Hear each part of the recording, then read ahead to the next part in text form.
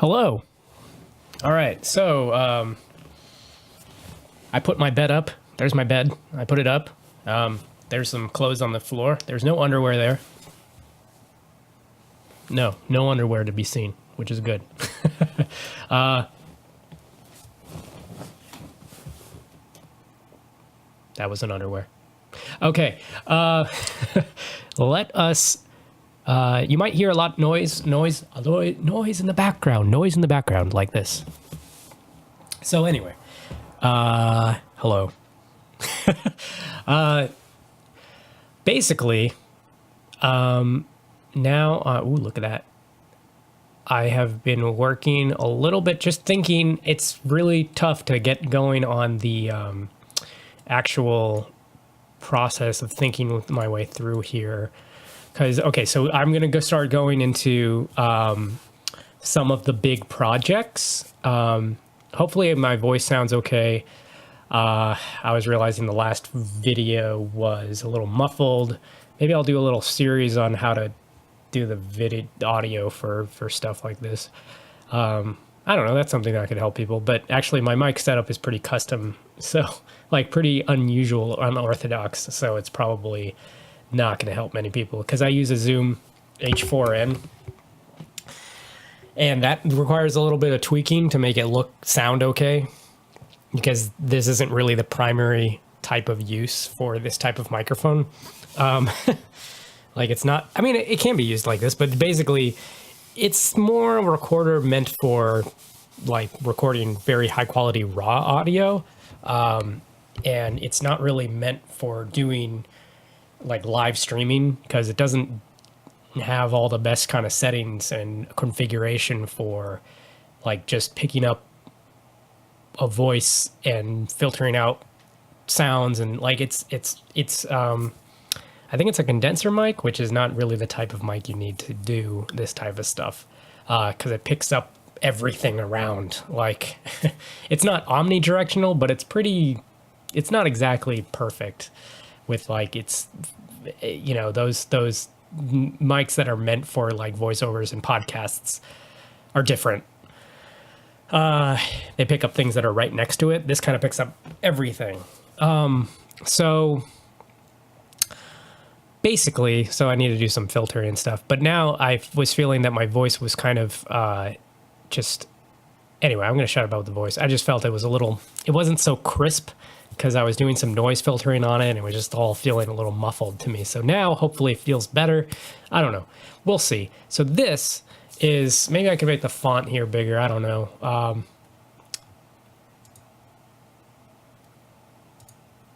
I don't know how to make the font bigger.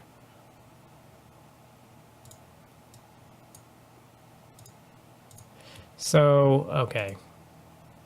What, 22?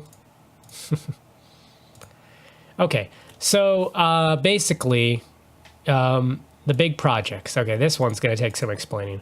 So I started with a bunch of question marks, because there's a lot of big projects that actually like are not entirely defined in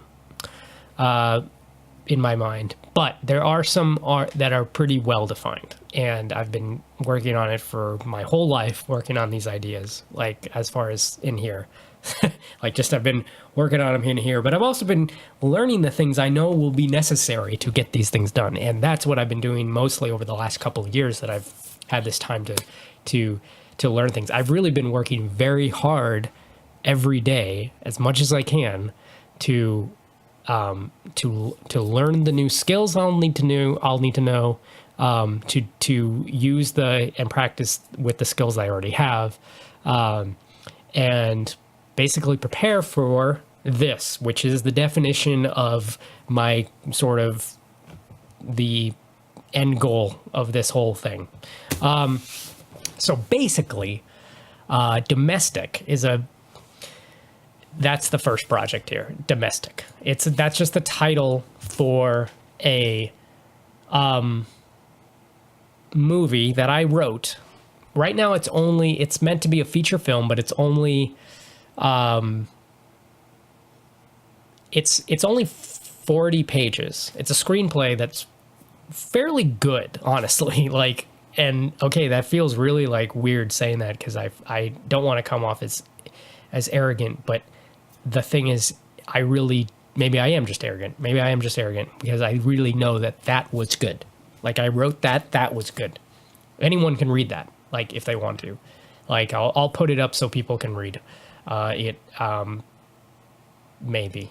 See, here's the thing where I'm thinking like when I like to really get people behind me on this Patreon and get people helping collaborate with me and helping with the process, because I really want it to be a collaborative effort, and I want to include people. If they're going to be supporting me, they better be included and feel worthwhile. That's definitely true. So I kind of went off on a tangent there. Basically, Domestic is a film that I wrote that I feel is really good, that is based on the Call of Cthulhu. It's not an adaptation of the Call of Cthulhu, but it's inspired by the Call of Cthulhu. There is one paragraph in my screenplay that is almost plagiarism. Like it's just a monologue that that was heavily influenced by the monologue in Call of Cthulhu, to the point where it's almost plagiarism. So I do need to work on it and change it, because I was just, at the time, I was reading Call of Cthulhu. I was working at Denny's as a server, going through a lot of stress. And I think it's that stress that sort of got me really like into this writing process. And it took me about a year to write it. And it's only 40 pages, but I really spent like, I think about it. No, it's probably a couple of months. I can't remember now. Oh, damn it.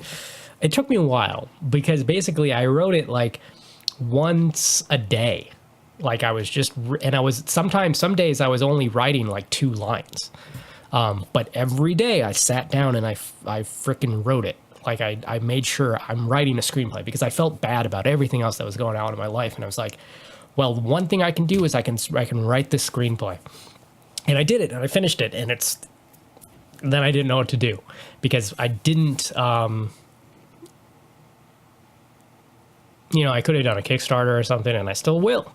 But like, I think I lost a little bit of confidence. And at that moment when I finished it, I'm like, okay, this is good. I did this. Let me set this aside and do this in the future at some point. That was my thought process. But it's good. Like, I'm so happy with it that it's like I would let anyone read it. Although, oh yeah, that's where I was going with that whole let anyone read it. I'm a little afraid of sharing things, because it's like, well, what if people steal my ideas? Because everyone's like, okay, like I'm, following these people on YouTube that are talking about making their games and stuff. And they're like, they talk about not sharing certain things because they're afraid that, they want to keep it for themselves so they can be the ones to release it. And although if I want to get people in on this and get you guys in on this, it's like, well, I should be saying everything about it all. And, it's a give and take situation, and it's interesting. And I'm like, I'm still deciding on how much I want to share, how much I don't want to share. But the thing is, Domestic is good. That is a good movie. It's kind of my dream project, in the sense that it's just a start. But if I end up making that movie, then I can do anything. Like, as far as like, or at least I can do a lot more than I think I can do. Like it would be a huge amount. It would be a huge accomplishment to make that movie, because that's a good movie. I don't know if I can direct it. The screenplay is fantastic. Like, I'm really happy with it. It's basically my dream of what the most exciting film would be. I kind of distilled it down. I took a lot of elements from different stuff, and I'm like, okay, well, this is going to be the greatest monster movie of all time. Like, this is it. This is the movie that they keep not making. Like, I feel like that with certain genres. It's like, okay, why don't you make it like this? And then,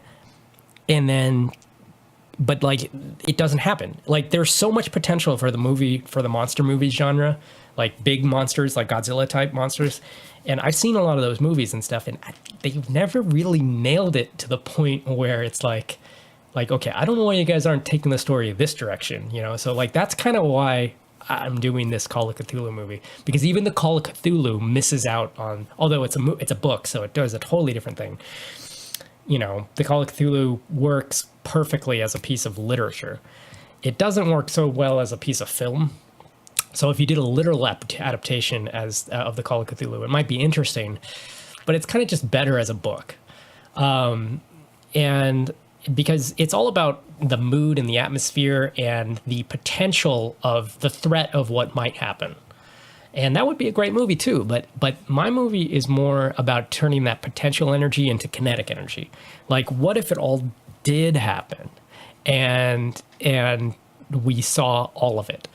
And the story thematically, it's kind of, I mean, all stories have already been told in a sense, because thematically it is something that has been done completely before. And I'm not saying this thing is original. I'm saying it's a mishmash of all these things that have already been done, but I think it's a good mishmash. And basically, it takes a turn. It starts out with a small sort of monster horror scenario, a character being kind of caught up in a cult sort of thing with a creature that is a demonic creature that is being held domestically. Like it's like a pet. That's the idea. That's where the title of the film comes from, by this cult. And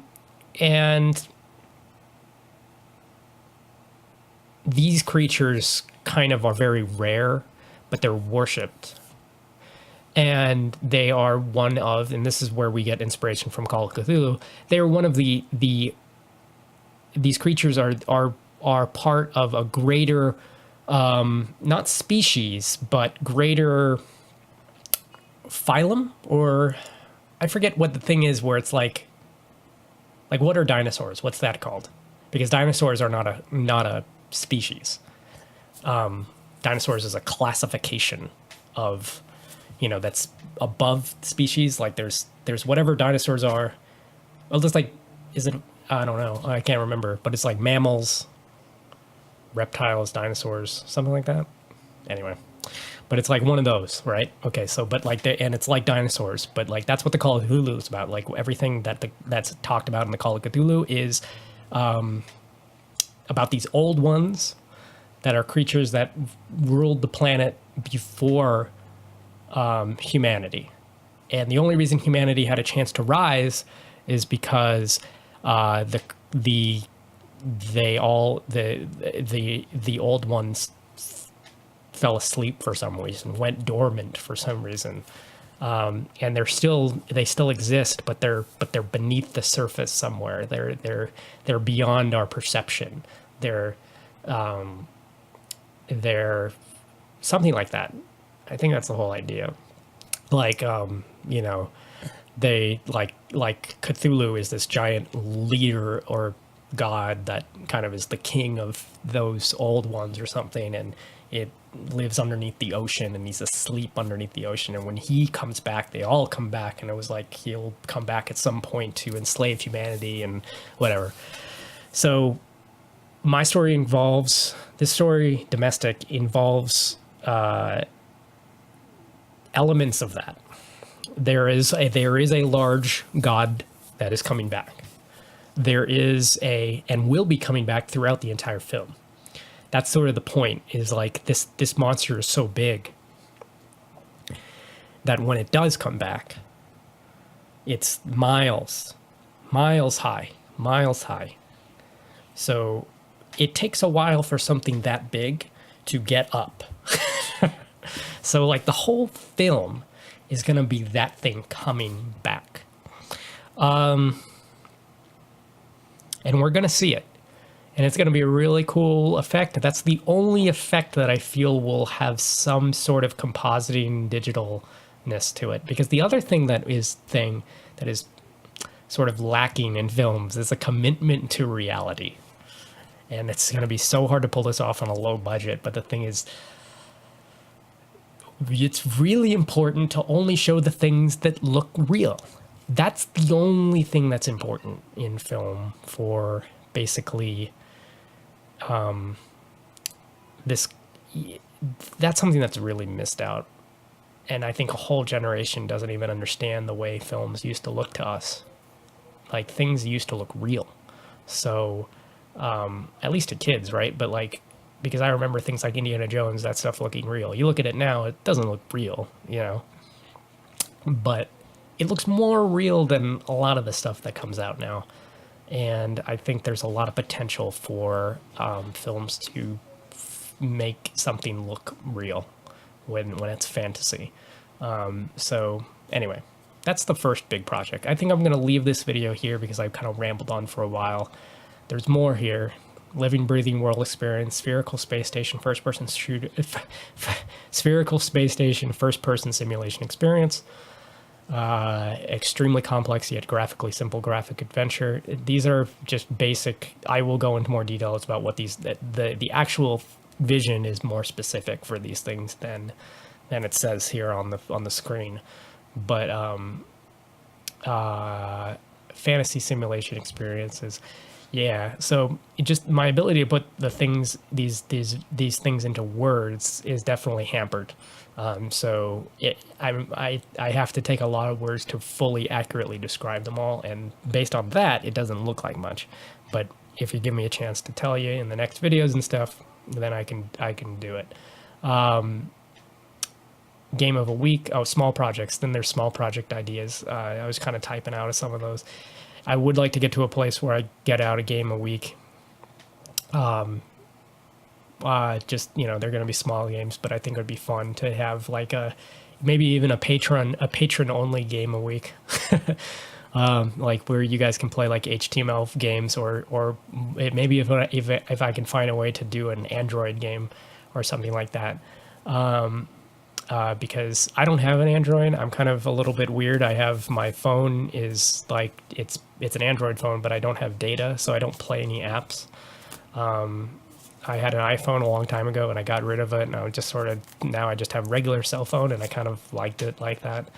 But I still play a lot of games. I'm still a huge gamer. Just don't really do the mobile stuff. Unbeatable maps. I was thinking it'd be fun to put out maps that are like literally made to be so hard that it's very hard to beat them. Map a week for Doom and Quake. That's the other one. And then game dev updates, and then documentary updates, and behind the scenes stuff, which I'm still kind of working on. This is kind of that, but there's other things I could do with all of that. And then there's the documentary projects that I'm working on, and I can kind of talk about more of that stuff. So anyway, so this was a first or second video on figuring out the Patreon, how it's all going to go. We got some end goals. I'm going to try to make a cold diagram of how everything is going to lead. All the projects are going to lead to these big projects, and we're gonna just work on distilling these top things into. We're going to work on distilling these ideas here on the top. These big project ideas to more specific words, so it's easier for people to understand when they just read it. And yeah, so there we go. And this Patreon is coming soon. I'm Patrick. Fustos is my channel and everything, and whatever Twitch, itch.io, YouTube, whatever. You got it. All right. Thanks for watching.